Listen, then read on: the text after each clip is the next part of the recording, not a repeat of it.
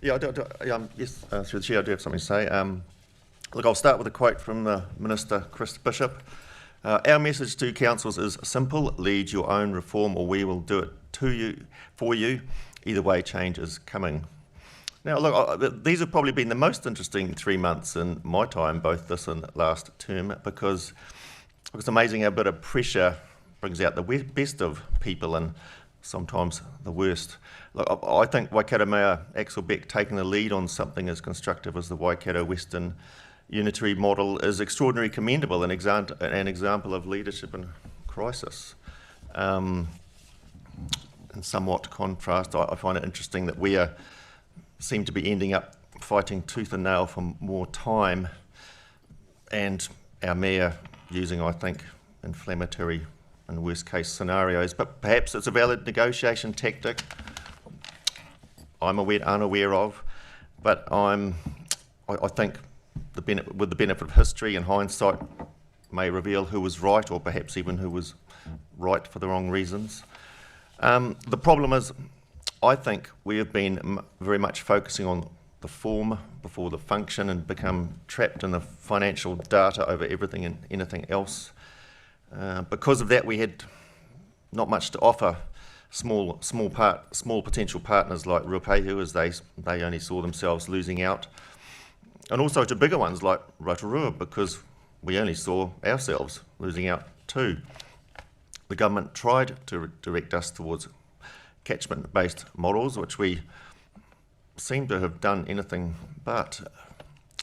Instead, thinking that small sub-regional would be better, neglecting, I think, to consider that being part of a large unitary would enable increased influence to Wellington and better access to professional services. Trying to become a standalone unitary has even been floated as a viable option, which is not necessarily beyond us, but would probably be expensive and therefore not very realistic. I intend, indeed I feel obliged to submit my own letter giving the government a fuller explanation of how I see Taupo's position, including that our community has not got strong views opposing the Waikato Western unitary model because it simply has not been informed enough to be able to give a proper opinion.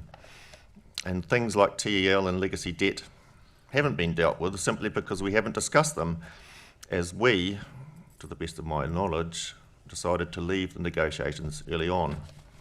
So today, Taupo is making our Head Start decision, but the matter won't be resting there.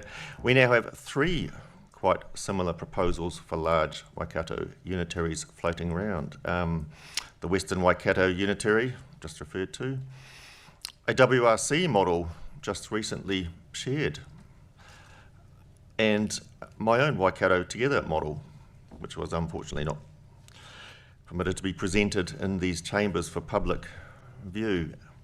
I believe that in September the government will very likely announce that we will be part of one of these larger unitaries or a variation of them, and it will be a once-in-a-generation opportunity to further develop our preferred future, to reassure our community that we will protect our financial and environmental well-being and even improve community representation. We could decide to try and fight it, but I believe that would be a very big disservice to the people of the Taupo district, and instead we should embrace the dialogue which I think will very soon be taking place. Thank you. Thank you, Councillor Campbell, for the endorsement of my position, which has been formed from the feedback from the public.